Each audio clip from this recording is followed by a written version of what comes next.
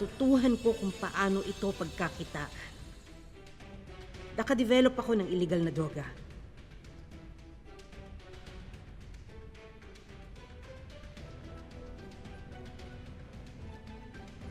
Swabe raw ang tama kaya maraming nagkagusto. Ibinenta ko ang formula sa isang drug lord para agad akong makakuha ng malaking pondo.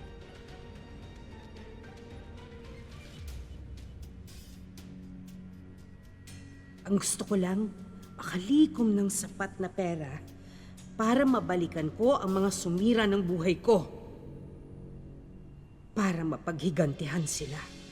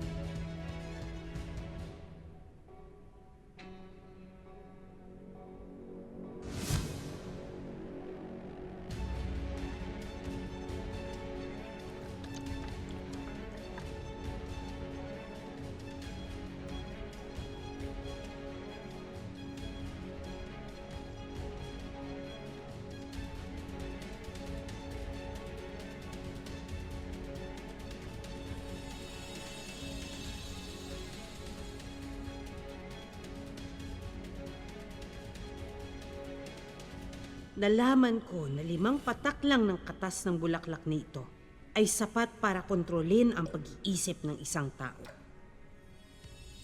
Ginamit ko ito kay Amira dahil alam kong magiging importanteng bahagi siya ng plano ko laban sa mga Tera.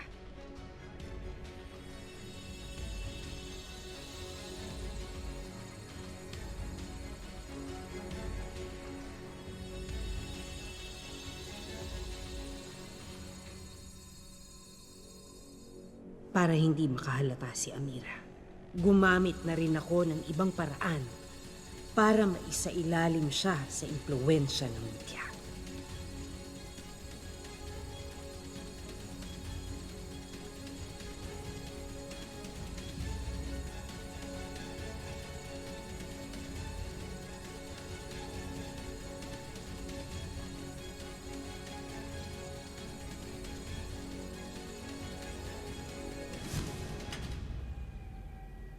Alam kong hindi ako maaapektuhan nito